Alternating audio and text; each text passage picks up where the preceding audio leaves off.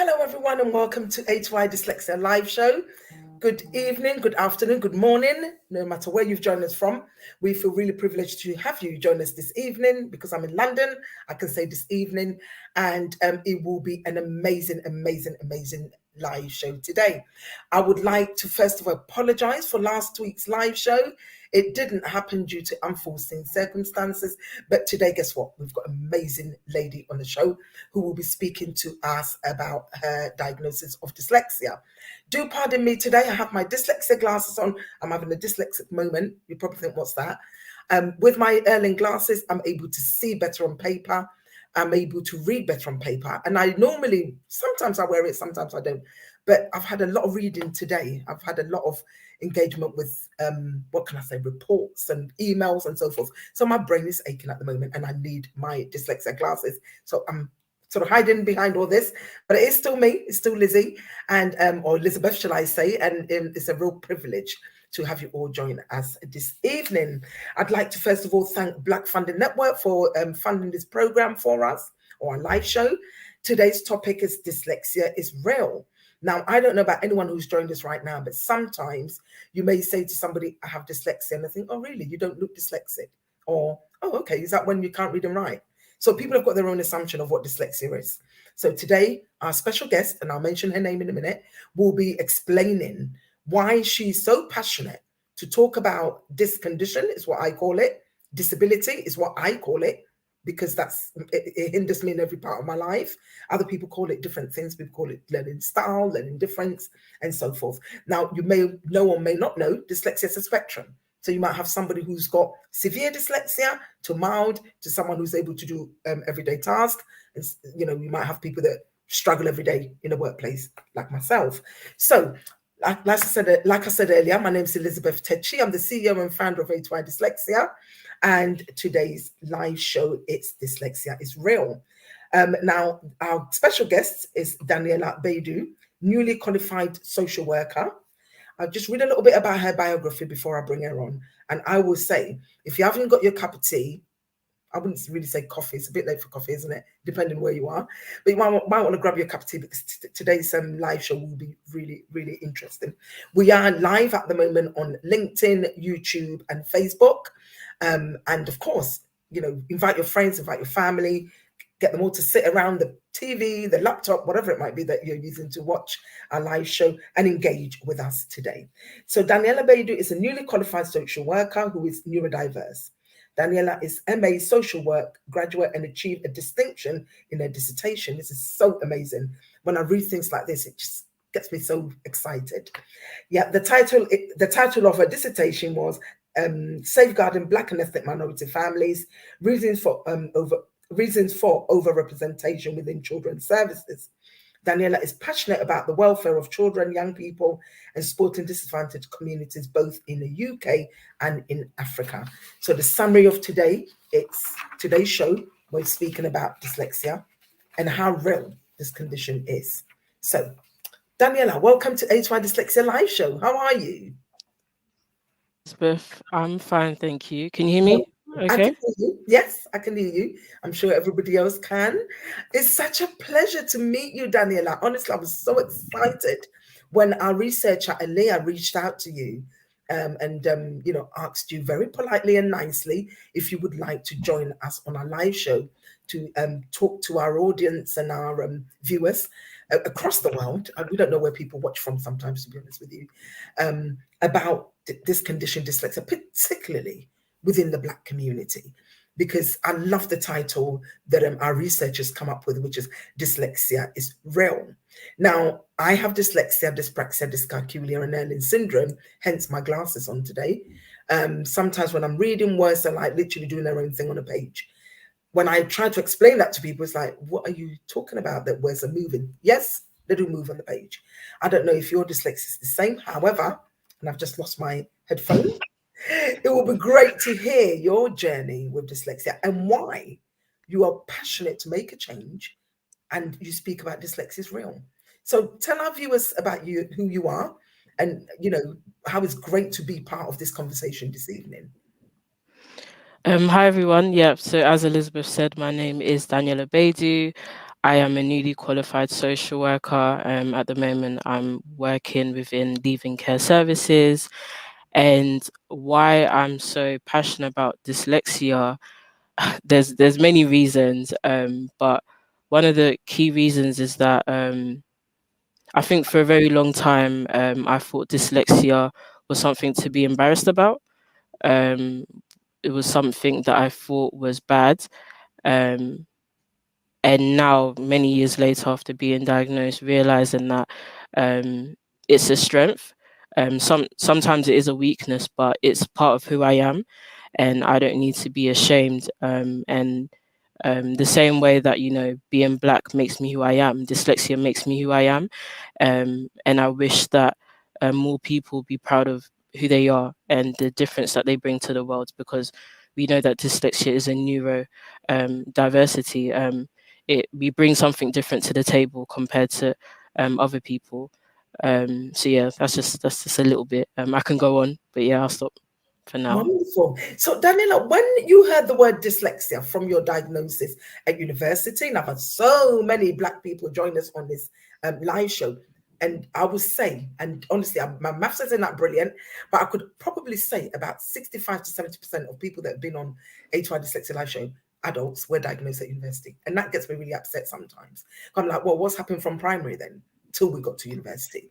Because no one tells us that, this condition, no one really tells us about it. And then we get to uni, and this is when we're told about dyslexia, and you think, I mean, we were speaking earlier, and it's almost like you need counseling after you've been diagnosed, because it's the shock of the whole thing. And then you realize this, and you tell your parents or your carer, or whoever you or your partner, and sometimes it's like, actually, come on, don't believe anything that was said. You're doing really well, or you did well before you were diagnosed. How did you feel when you got the diagnosis of dyslexia? What was your I reaction? I felt a mixture of different things. I felt confused. Confused, as you mentioned before. Why wasn't this picked up? I'm born in the UK. All my education has been in the UK. Primary school, secondary school, college, you name it. Why am I being told in the third year, in my third year of my undergraduate degree, when if you think about degrees, that's the later side of education? So I was very confused, upset, angry at the system, because I think I was mentioning to you before, I didn't really see a lot of Black children with dyslexia when I was younger in secondary school.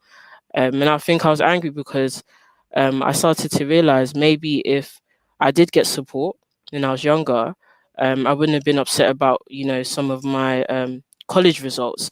So yeah, just a mixture of different feelings: angry, upset, annoyed, um, and I went through a little bit of a dark phase, if I'm being completely honest with you, because I felt like I had to rediscover who Daniela is. When I was reading this report of everything that I struggle with, I can't do, it was like, I didn't even know that I struggled with this. But this person has written a report, because I spent 2-3 hours with him in a room, telling me to do all these different tasks, and he's just given me a 24-page report about everything I can't do. So yeah, I felt really down and a bit depressed for some time after finding out that I was dyslexic. Is there anyone in particular you reached out to once you were diagnosed? Who was the first person you mentioned this to, and what was their reaction? Oh, who was the first person? At the time, I told my friends that were around, and they were really supportive, actually. Um, I don't remember who I told first, but I do remember having a conversation with my mum, my lovely mum, my lovely Ghanaian mum, and she was so confused. I thought I was confused, but she was even more confused, because obviously she gave birth to me. She knows who Daniela is, and she's just like, dyslexia, what? What is this? You're in uni. How can they be saying you have dyslexia? Are you sure? Are you sure that they know? They're sure. And I'm, mummy, I had a whole report. Like, I had a whole assessment. It is what it is. So even I had to now educate her.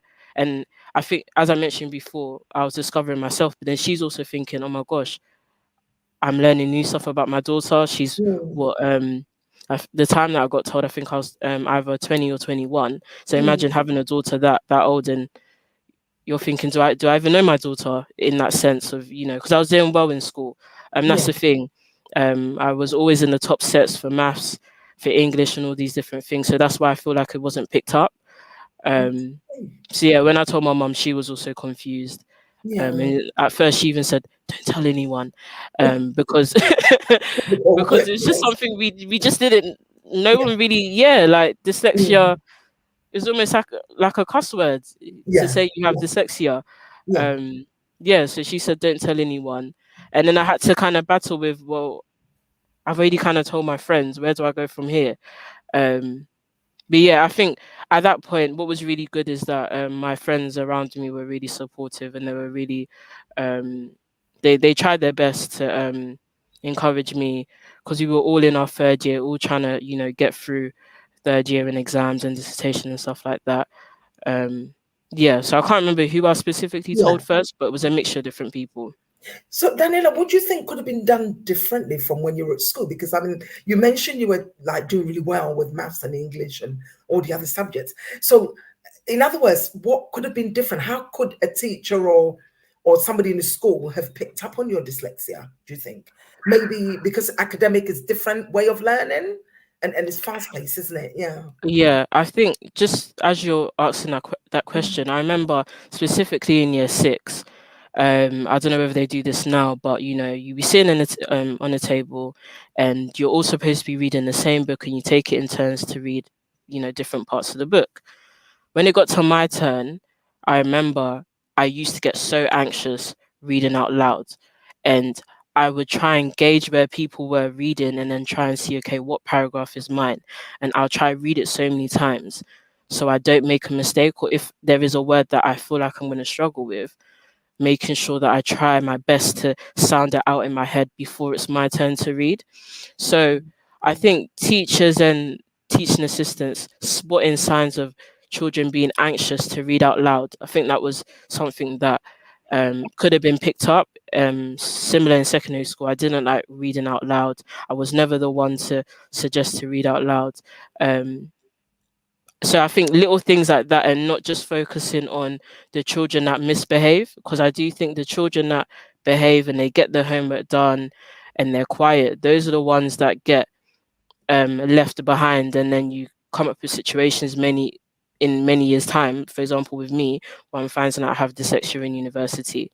um, so teachers and everybody in the kind of school environment, having conversations with children in terms of what makes them comfortable, what doesn't make them comfortable, why does reading cause them to be scared, all these different things, if that makes sense. Yeah, yeah. Wow. I mean, if anybody's joined us now, today we're speaking about dyslexia, and the title of our live show is Dyslexia is Real. We have the lovely Daniella Baidoo, who is speaking about her journey with dyslexia, and, it was picked up at university, and yeah, my dyslexia was picked up at university as well. A lot of the people I've had on this show, particularly from the Black and ethnic minority, picked up at university. And I've met also other people from other groups like the Caucasian, people from white community, where dyslexia was picked up at the age of 6, 7, where little Johnny got the assessment they needed. So sometimes it makes me wonder that what is it because there's not much knowledge, and we're not speaking about dyslexia at the dining table with our children from Ghana. No, I'm from Ghana, and no one would have said dyslexia. My mother would say to me, "Listen, you were born 100% perfect. Nothing can be wrong." And I said, "Well, Mum, there's nothing wrong with dyslexia," and I'm still trying to educate her about about the condition. And when I spoke to some of my friends, it was like, "Oh, listen, don't believe them. Don't own that, because if you own it, then it's as if you have some sort of illness. It's not an illness. It's a different way of learning Thinking, yeah.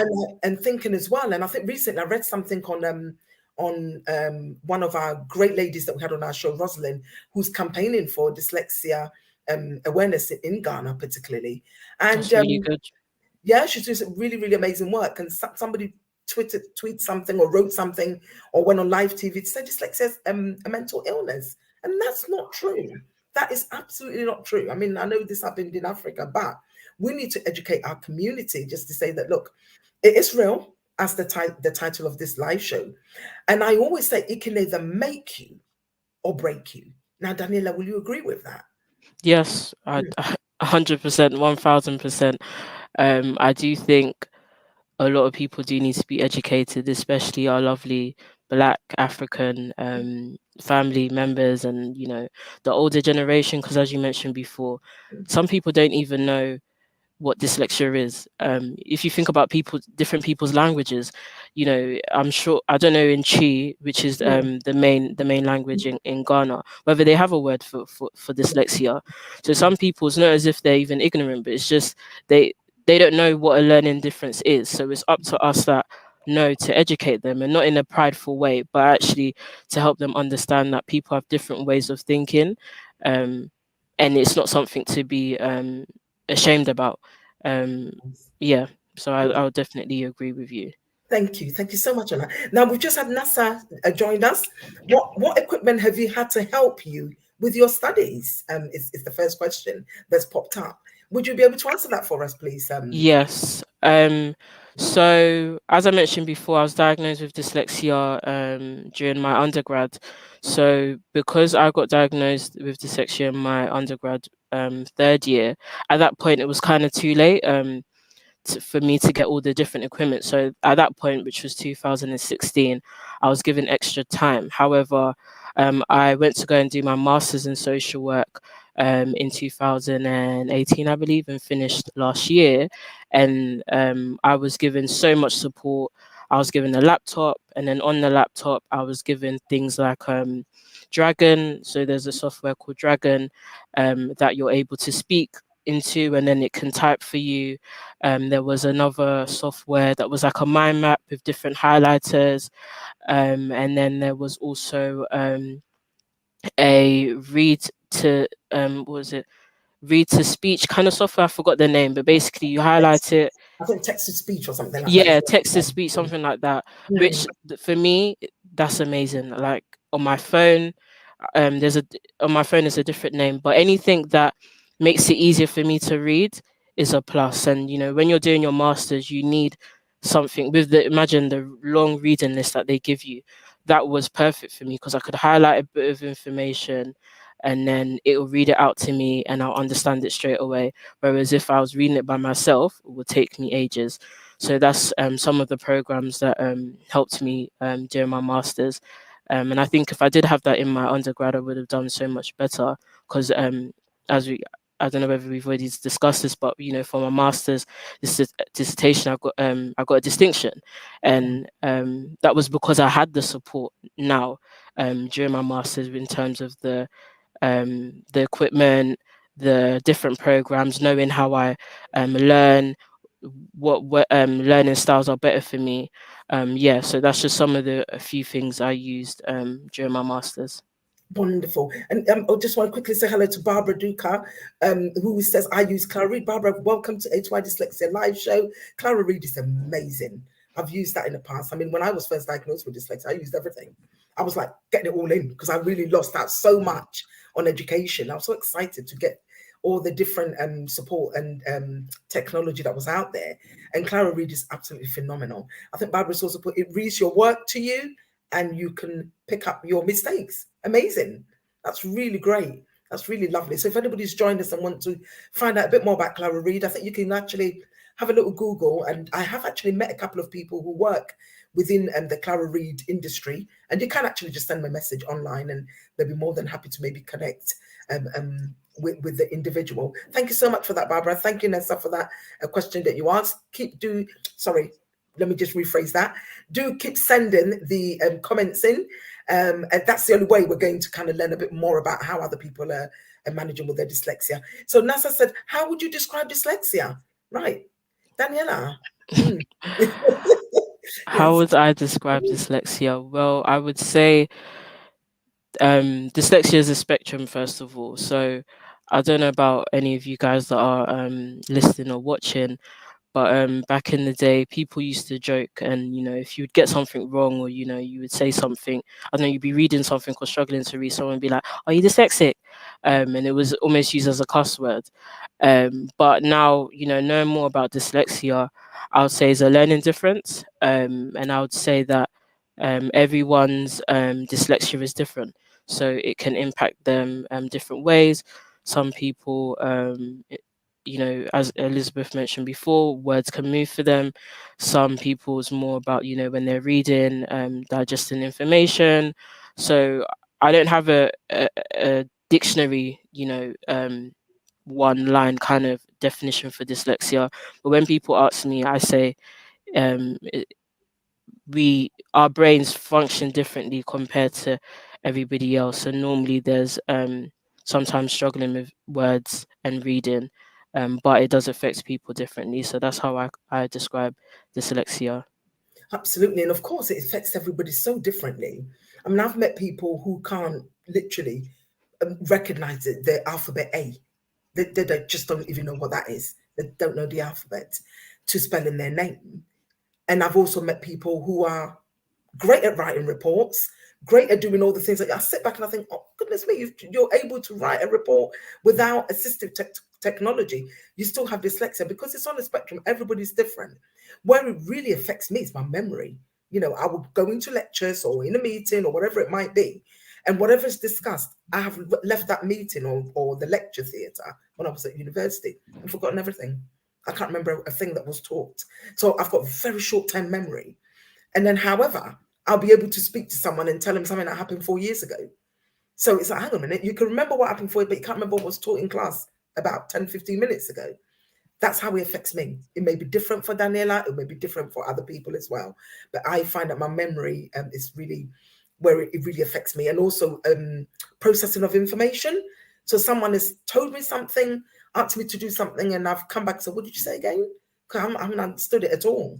And you can imagine in a workplace when somebody's repeatedly rather is the word I'm looking for, telling you something, you're getting all muddled up. It can be frustrating for them, and it's also frustrating for me as a dyslexic. So it can affect people in so many different ways. So we've got Emily who has come up with a question. Short-term memory is awful for me too, Elizabeth. Oh, Emily, honestly. One of the worst part for me is people's names. It's like, hang on, what was your name again? Yeah. Marion, not Mary. And I'm coming up with all, I keep calling people the wrong names, which can be very embarrassing sometimes because I've already told you and you're asking them 4 or 5 times again. Shola E, welcome to A2I Dyslexia Live Show. You've joined us from YouTube. Fantastic. Thank you so much. Yes, that's like me, short-term memory and processing. So it's quite common, isn't it, across do you have short-term memory and processing as well, Daniela? When it is complex information, so yeah, imagine, so I'm a social worker. Sometimes I get a lot of information, and then I'm just sitting and I'm like, I can't even remember what this person said to me because it's just so much about a family or a young person. So sometimes, in social work, when you're asked to give presentations about a family and stuff like that, and people asking you questions, and I'm just sitting there like, oh, this is a bit embarrassing. I can't remember anything. So I have to go back and, read again the case note that I just read. But it's just because there's just so much information. I like things very simple. Yes. I wish everybody would make things simple. But yeah. So Wonderful. when it's complex information, I struggle. Yeah. And Messagey, welcome to A2I Dyslexia. You've joined us from Facebook. Lovely, lovely to see you engage with us here. What is your biggest challenge, even with new support? That's one question. Did you ever feel overwhelmed with all that was available? So you can answer the first part and then the second part. What was your biggest Biggest challenge, challenge even with with the new new support. support? Yeah. I think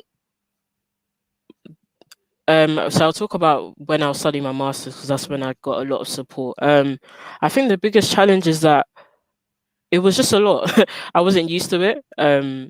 Used to all the different programs or the different things that was for me. So I didn't end up using a lot of the things that were given to me because it was just so much. Imagine, you know, going through primary school, secondary school, college, all these different things, and not having support. And then I'm doing my masters, and it's like, oh, you can use this program and that program, this and that, and then you can have a dyslexia tutor, and you can do that. It's just like, whoa, whoa, whoa, whoa, whoa. It's a lot. So I'll say that was a struggle to be able to use everything that was being thrown at me, and then I realized that actually just because it's been thrown at me doesn't mean that it's going to benefit me, because all these different programs, some people, like for example, some people really find Dragon useful. At that time I didn't find it useful. Like, it was just a lot speaking into the mic, watching it being typed, and then I might say something differently and then it might pick it up. For me, it was just long, but then other people find it useful. So at that time, is getting to know what was best for me. I think that was one of the big challenges. Sorry, I forgot the second part The of the second part, yeah, question. if I producer, yeah. Did you ever feel overwhelmed with all that was available? Yeah, so I kind of mentioned that. Yeah, very overwhelmed because, as I mentioned, I wasn't used to all of it. So I did. At one point, I was like, I kind of went back to my old ways, and the old, paper and pen, reading out loud was doing me well. Yeah, so it was a lot. It was a lot. Yeah, and I think it was the same for me actually when I was finally given all the equipment and the one-to-one tutor, and at one point I thought, you know what, just give me the human being. Let me speak to the human being, because I can't be, I don't have the time to go and read up about. Even though I was trained to use Dragon, it was like, look, I have to get to know this thing that I've been given. So just give me the human being who will go over my work and understand it, and where I'm supposed to say where and not what I'm going to wear, that can correct that and tell me, Elizabeth, look, this is not what you're meant to say. All the gadgets were so overwhelming for me. And at one point, I even kind of didn't even want to use it, And then as time went along, I needed time to process the fact that I'd been diagnosed with two conditions at the time. I'm still trying to figure out what dyspraxia is, and every day I'm learning with dyspraxia. Yeah, And the because even, dyscalculia. sorry, just to add, I think even as we're growing up, we change. So your learning difference in year one and year five is going to be completely different. Yeah, So but these programs, I mean, they update them, but they're computers, and they're helpful, but at the same time, I guess you need to know what's helpful for you, and absolutely. sometimes your learning difference does change within time. Absolutely, and I totally agree with you on that one. So Barbara's come back with another question, or it's not a question. I think she's actually contributing to this conversation. Planning and organizing things ahead have been my strength. That's absolutely amazing. That's really great. Planning is staying organized is the best. Yeah, it can be very chaotic for me sometimes. I'm like, okay, I've planned it all, and I can't remember what I've written down now, because nothing makes sense on paper to me once I've written it all down. But so I use lots and lots of color. I use sticky notes, post-it Yes, notes, sticky notes. highlighters. Yeah. As you can see in my room, sticky notes on the wall. Yeah, Yep. that's the only way everything sinks in. So NASA's come back with a question: how do you continue improving your how do you continue improve your diagnosis dyslexia?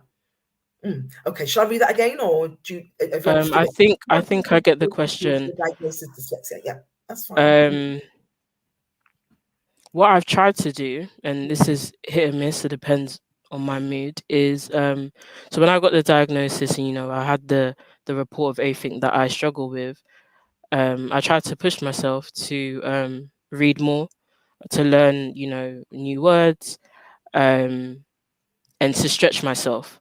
Because even though I know I struggled with this, doesn't mean that I have to, kind of just sit there and be like, well, I struggle with it, so I'm not gonna. Because our brains are like elastic. Do you get what I mean? Like, if you stretch your brain, it will eventually learn new things. So what I've done from when I was diagnosed was try and stretch myself, and not what's the word, seeing a task and trying to see if I can do it, and not just, for example, in work, sometimes I get reports and it could be easy for me to be like, you know what, I'm not going to read that.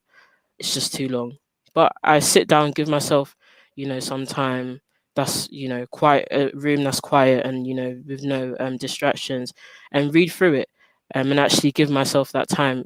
Fair enough, it might take me half the morning, but I can do this. And yeah, giving myself the time to do tasks that I know are challenging, because even though Yeah, they're challenging, they're stretching as well, if that makes sense. Absolutely. How helpful is your employers in terms of your diagnosis with dyslexia? Because I know as a social worker, your work must be like, I can't even begin to think about writing and reports and visits and all the things you have to do. To do, Um, yeah. how supportive is your employer in terms of your I diagnosis? mean, what I done is as soon as I started working, I was very honest with, my managers. I have dyslexia. This is what I struggle with, and they've been really supportive. And anytime when a task it hasn't been completed, I let them know why, or why I'm taking, longer to do a specific task. Also, there's something called access to work. I don't know whether some of you guys are aware of this, but when you're, let's say, if you finish university and you're thinking about going into work, there's actually like a government scheme that you can apply for called access to work, and they can also help you in terms of like different programs or different equipment that you need in your workplace, and they help with the funding as well. So that's something I've also applied for. I'm actually waiting for them to get in contact with me so I can get some new equipment in my workplace. But yeah, they're really supportive, and I thank God, for the people I have around me, because I know that not everyone's experience is the same. And I've heard of horror stories about people being sacked, or people not feeling supported, and people leaving work crying because of just them struggling, and they don't feel like they're being listened to, or their learning differences not being taken seriously. But I can't say that is my story yet, and I really just thank God for that. That's awesome. That's really, really awesome. We just quickly go back to our viewers. So Sarah Salter, yes, I absolutely love your attitude. Amazing. Elia, thank you so much, Elia, for reaching out to Daniella. We are so grateful for having Daniella on the live show. Elia is our researcher, and she always joins our live show, enjoying all these nuggets, I think she's put there. Absolutely amazing. That's really, really great to see that. And Elia, thank you so much for the work that you're doing behind the scenes. It's always like the people that work in behind the scenes, we don't really see them, but they make it all happen. Like our producer Yola, who's right in the background of working on our live show right now, and Leah, who does all the research and all the many, many things she does at A2I Dyslexia. And we're so grateful to have her as one of our, colleagues working with us. Now, Mercy G has come back with another question. Really useful to hear, especially doing my health and social care degree now, and feeling just how you've described, perhaps with all the equipment and other things that she's been given. I think maybe that's what she's trying to say. And Emily, is it Fillingham? Yeah. A question for you both.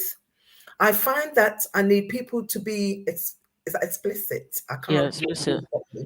with what they need me to do. And if witness instructions ain't totally clear with expectations, I get completely lost. I therefore need process maps for everything to see how what I'm doing fits into bigger picture. Do you find this? Yes, Emily, I do. Yes, I do. I mean, I can read that question again, Daniela, or in bits if you want me to, because I know we both got dyslexia and sometimes we need to understand what's written. So, a question for you. I find that I need people to be explicit with what they need me to do. Yeah. So, I guess, if a manager's asking Emily to do a certain task, that manager has to be quite specific. As Yeah. in, what, Emily, can I have this 4-page report about, I don't know, the weather, let's say, and can I have that maybe by 4 o'clock tomorrow? That's one task that she's been asked to do. And it has to be actually finely broken down. And that's for Down. me. Yeah.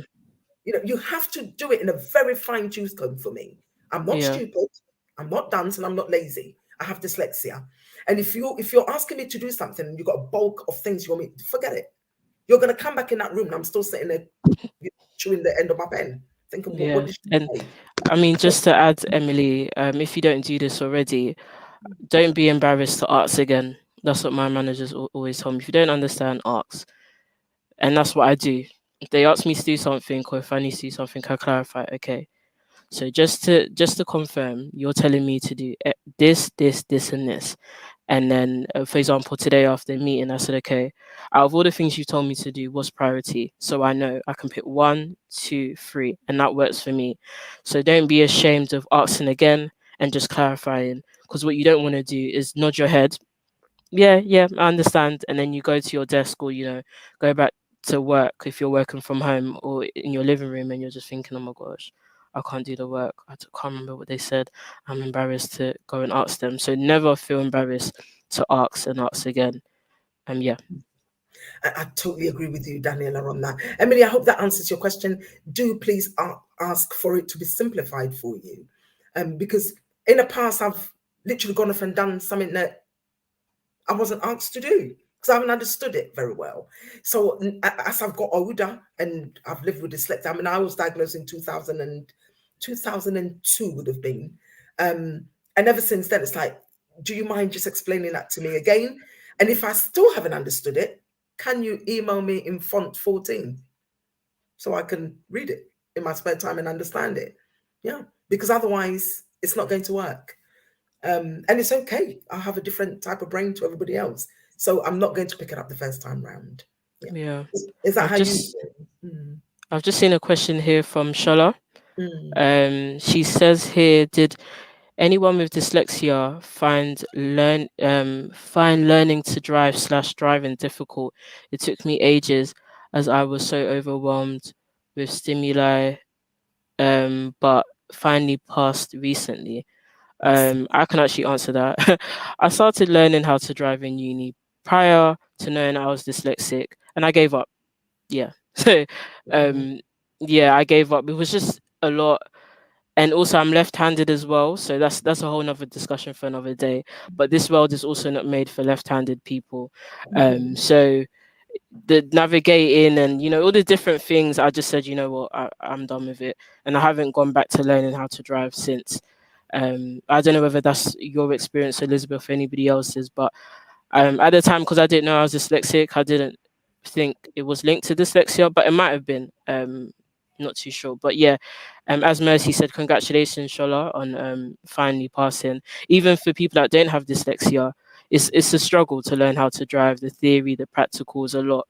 Yeah, so well done, Yeah, and also just to say, I mean, I forgot the person who asked that question. I mean, if I, Shola. Shola, yeah, just to say that, like, obviously, I passed my driving test many years ago, but I passed my fifth time. I kept failing. I didn't know I had dyslexia at the time. For me, what was the worst part for me is this left and right. Turn left, turn right. I'm doing right instead of left. I'm doing left instead of right. Even sometimes when I'm driving now and I see a sign with the sign that's the arrow showing me a left, I'm like, is that left? Is that right? Is that left? Is that right? Yes, I do really struggle, even though I've been driving for over 20 something years, even longer than that. And I do feel very overwhelming. And some road signs, I can't even read it properly. The sign and the word.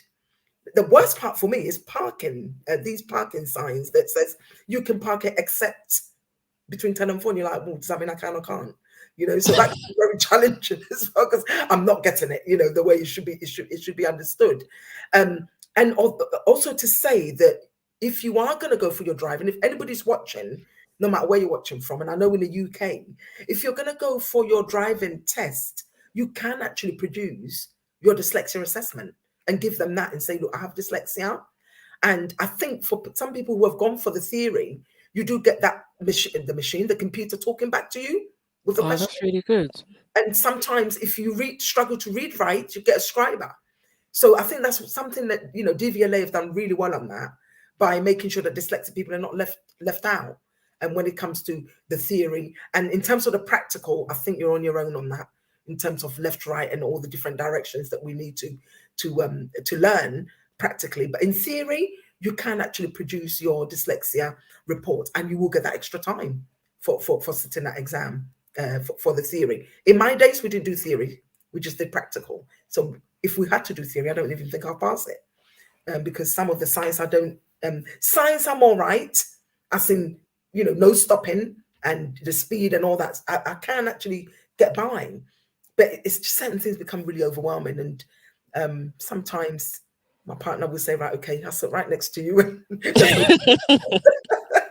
But that's it. That's where we are. Sean, I hope that really answers your question. And you're not alone. You are not alone. There's a lot of people that have got dyslexia that would probably, and dyspraxia as well. I know I've met many people that have got dyspraxia. They look, I wouldn't even bother to do the driving because I don't think I'm gonna make it. So Mercy G, driving now has been more of a nightmare as there are new riders on road entries and so on. Oh yes. Yes, yes, yes. It is a challenge. And I think it's not a dyslexic friendly world for dyslexic people in terms of driving and signs and road signs and parking. Now you can't even use coins for the machine when you're parking. So I have to now go on app, enter this, enter email, and I'm like, forget it. None of that's going to work. You know, there's something needs to be done about that. It's not fair on people with learning difficulties like myself and many more who struggle. So if you've joined us now, we're speaking about Dyslexia is Real. The show has been absolutely phenomenal. I just wish I could talk to Daniella forever. It's so amazing in her sharing her experience of being diagnosed with dyslexia at university. And the title of our show this evening is Dyslexia is Real. Now, Daniella, we know the title of Dyslexia is Real today. What message, shall I say, have you got for particularly our Black community who would dismiss this condition? For example, a parent might say to a child, listen, just learn harder. Or we don't have this in our family. We are not cursed. Or you will be that doctor. You cannot shame us. So you're going to be that doctor I want you to be, from parents. Or you can't be a footballer because it's just what, it's not a career, is it? Which is sometimes what people say. I mean, footballers earn more money than most people I know. So in terms of creativity, I feel and I think we should encourage our children to what they're good at, to the best of their ability, and not have this dream of them becoming the surgeon that you as a parent wanted them to be, and could never achieve it. Because of that, you're pushing them to do that. I'm not saying that they can't, but that pressure that is put on Black people within our families, and maybe some ethnic minority groups as well. So you and I know this condition is real, and the title today is Dyslexia is Real. What message do you have? One for a parent watching, or somebody who have doubted this condition. Oh, first of all, dyslexia is real, but dyslexia is not a disease. Dyslexia isn't something to be ashamed about. And I think if I was speaking to a parent, I would say that I would encourage them to actually learn more about dyslexia, and not, what's the word? I think sometimes parents are basically our biggest supporters. If your parent, is telling you, um, you want your parents to be happy, and I think as a parent, I would say listen to your child. Listen to the things that they're telling you to that they're saying that they're struggling with, but just know that dyslexia doesn't mean that they're going to fail in life. Because I think parents, it's the fear of, oh my gosh, what is this?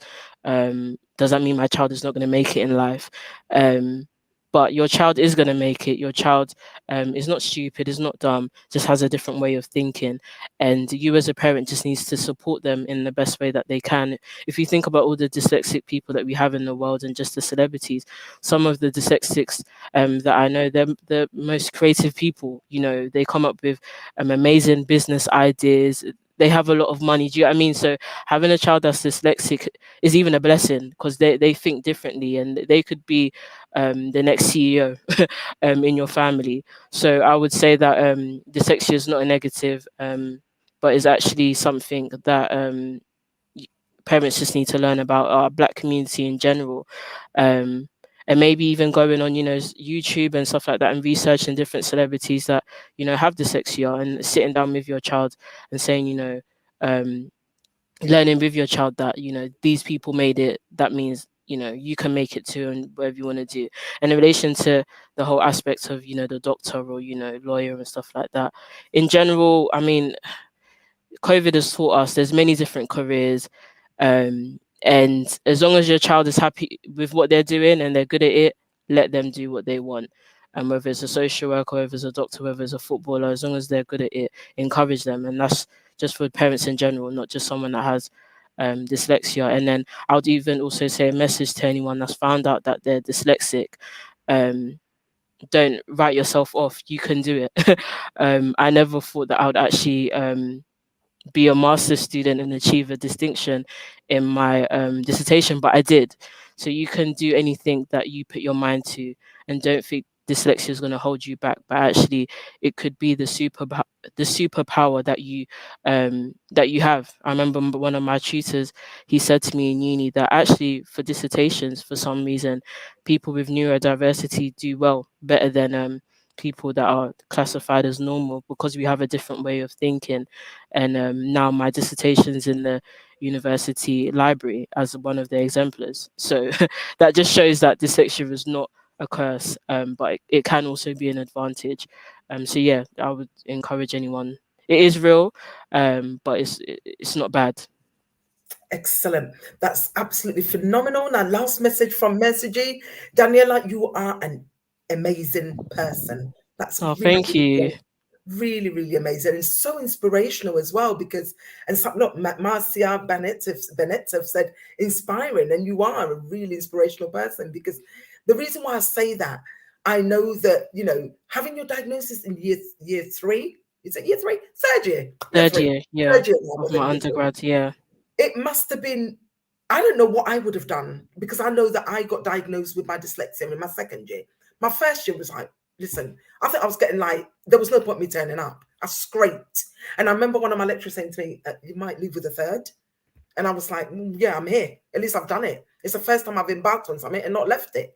Can we just be glad I'm here to learn, you know, because that would have been very unusual for me to turn up at any institution to say that I'm here to learn. So for me, that was great. And when I got that diagnosis, I must say, I'll be really honest, I wept like a newborn baby. I cried so much. It was tears of joy, and it was also tears of sadness. Because I thought, why has it taken so long to get to this point where I've literally failed most things in my life? But you know what? There is a saying, should have, would have, could have. Listen, it's all in the past. We're now moving forward with this. And I just really want to reach out to our Black community and say, please do reach out for help. A2I Dyslexia, we do diagnosis, we do assessments, we do screening. We also do a lot of our programs are for free for community. We're currently doing personal development for adults. We're in Lambeth schools, supporting children with dyslexia. We're also doing an unemployment program, which is supported by Paddington Trust. And we also have Black Thrive, which, you know, anyone that lives in Lambeth can tap into some of our programs that we give for free for community because they're funded. We recently had our award ceremony, and all those videos are coming out very soon. So please don't be ashamed of having a dyslexia as a condition, because there's nothing to be embarrassed about. We have the lovely Daniella, who's achieved so well. Even though she was diagnosed in her third year at university, she still went on to do her master's, and she's an inspiration representation for the Black community. So please, I mean, Daniella, your inbox might be full by the time in terms of all the different social media platforms, but you're true inspiration to somebody who's watching thinking, actually, I don't even know what to do with this. And you're here openly speaking about your condition, dyslexia. Is there anything that, last of all, anything you want to say to any of our viewers before we go? Yes, as Elizabeth said, do reach out. Don't feel embarrassed, don't feel ashamed. If you feel like you can't speak to family members, speak to colleagues, speak to friends. You'd be so surprised. Ever since I started speaking about I have dyslexia, I would hear someone say in work, "Oh my gosh, I have dyslexia too," and I'm like, "I never knew you had dyslexia." Do you get what I mean? Like, when you're open and you're speaking about it, you realize there's actually so many people. You're not alone. Basically, that's what I'm trying to say. And don't ever listen to those negative voices that you're alone and you're dumb and that you're stupid.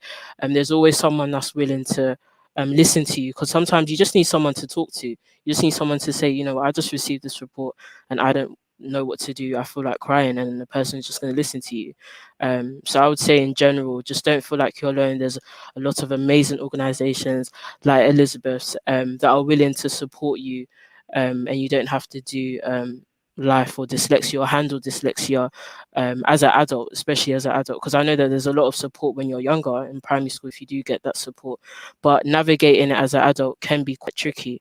But you have adults here, myself, Elizabeth, and so many other people that are navigating it and navigating it well. So you can do anything that you want to achieve, and there's people out there willing to support you. So I want to thank you, Elizabeth, for having me on the show and being a light in the dyslexia neurodiversity world, and as you mentioned before, the Oprah Winfrey of neurodiversity. Yeah, you're amazing, and thank you for having me. Thank you so much. And thank you for changing someone's life, because we don't know who's watching, who may be actually saying right now, Daniella, from this program, you've made a difference in my life. You just never know who might be watching. And I want to say thank you so much for the work that you're doing. And thank you for being such an inspirational individual with the condition dyslexia, and doing the work that you're doing, which is really, really inspiring. I also want to say thank you to Yola, who's in our who's our producer behind all this. Also, a massive thank you to Leah, who does all the research and reach out to amazing guest speakers like Danielle and so many more that we've had on our live show. Do connect with us on all the different social media platforms, LinkedIn and Twitter. I think at some point we haven't broadcast live there, but Twitter and LinkedIn, Facebook, and YouTube, A2I Dyslexia. And of course, you can email us on info@a2idyslexia.org.uk. You can also go on our website and find out all the different work that we do within the community. And if you forget everything that I've said to you and you think, I can't remember all those websites you mentioned, Google Black and Dyslexia. Guess what? We pop up. We're the first organization to pop up. So thank you very much to everybody. We'll see you next week, same time, same place. Bye-bye for now. Bye, everyone.